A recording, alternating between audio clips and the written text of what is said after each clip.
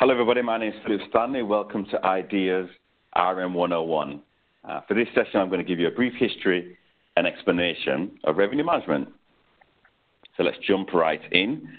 I can't talk about revenue management without giving you the basic definition, and some of you certainly would have heard this before. And revenue management is all about the right product for the right customer at the right time, at the right price, through the right channel.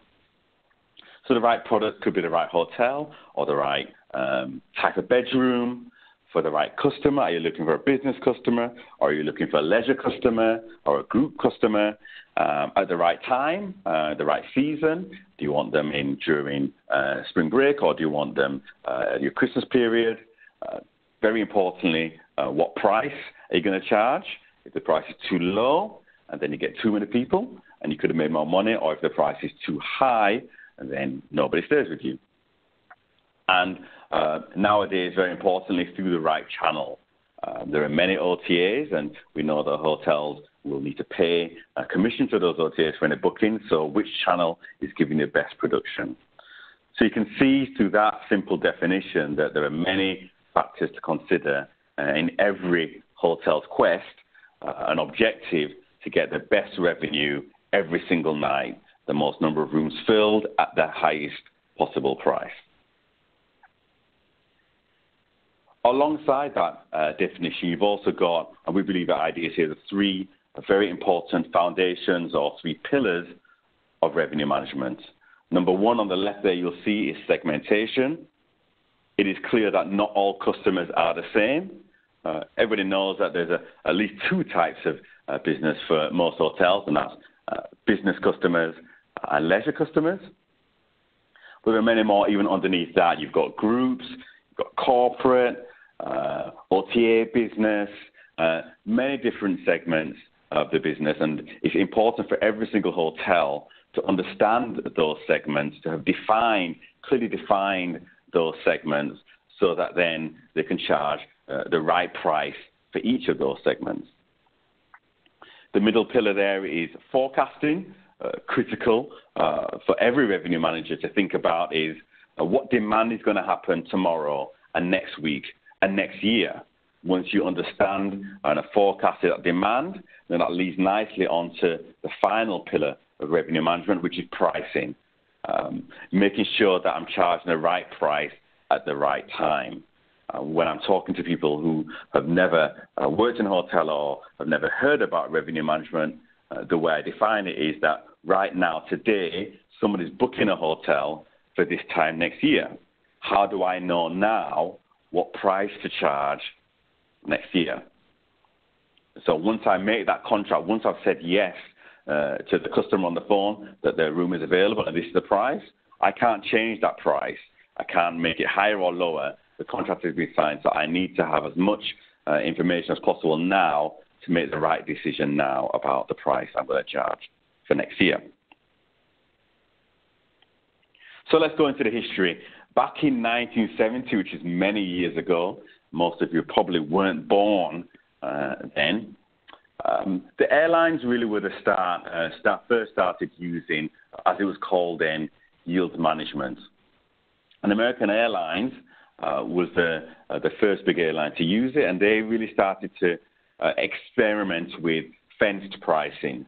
By fenced pricing, it was simply saying that for those customers who booked 21 days in advance, they got a cheaper rate.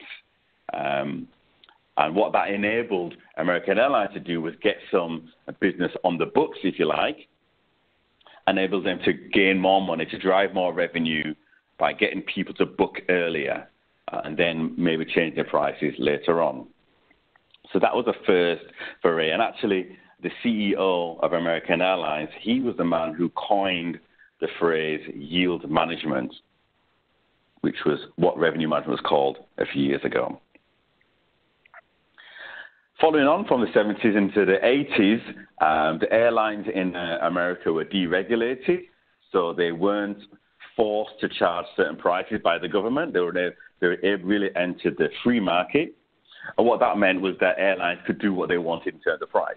And of course, every company is out there to make profit, So it became much more normal for airlines to experiment. How do we drive more revenue, given that they have the same problem as hotels, which is that once the airline takes off from the runway, they can't sell any more seats.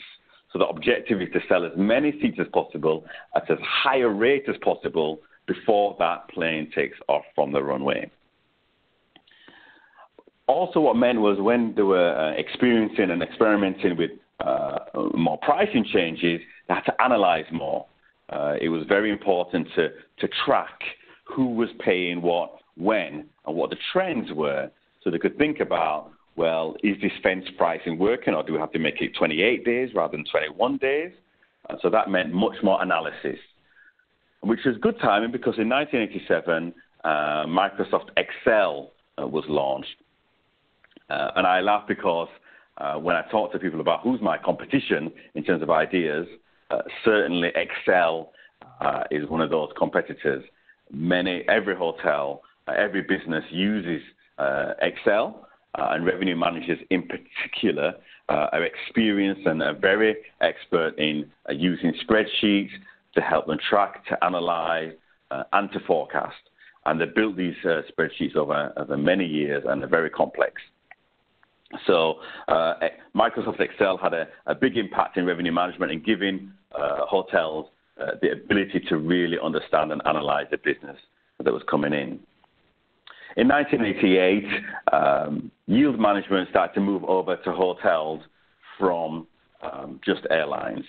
And this is when hotels, the big chains, Marriott, Hilton, etc., really realized that there's an opportunity to use some of the lessons that the airlines had learned and implement them and use them in the hotel industry.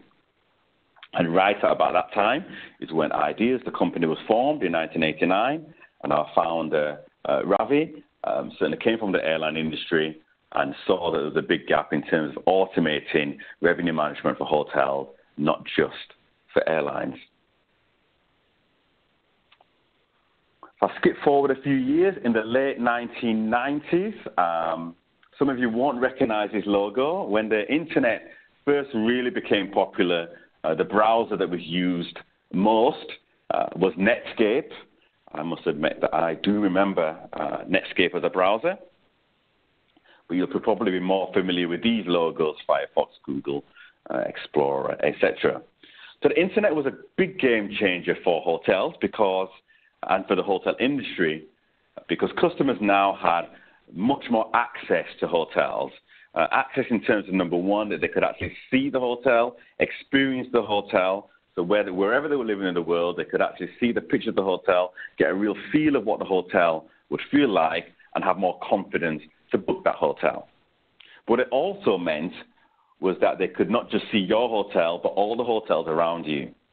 So before that time, when hotels offered a price or a rate for their bedrooms, customers would really go for loyalty. I've always used that hotel. I trust that hotel, therefore I'll use that hotel. Whereas now they could see the price, the offers, the discounts for every hotel in the area. The customer had a lot more knowledge, a lot more understanding of what was out there, and enable them to make a better choice, if you like, of the hotel that they were going to choose. Between 1996 and 2000, all of these companies that you see on the screen were created. Online travel agents, or OTAs as they're more commonly known. And OTAs, of course, have had a huge impact on the business of how do we revenue manage hotels. Because whereas back in the 1970s, there were two ways to book a hotel. That was either calling the hotel direct or writing a letter. Now there's many more ways and many more OTAs who, just with a click of a button, will give access to hundreds, thousands of hotels around the world. Hotels are always keen to try and get customers to book direct, because a customer who books direct, then you don't have to pay commission.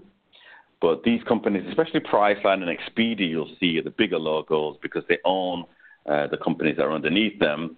They have huge marketing spend, huge marketing budget, and a lot of power and a lot of access to our customers.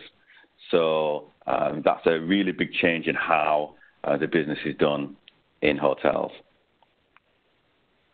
In 2000, TripAdvisor was launched.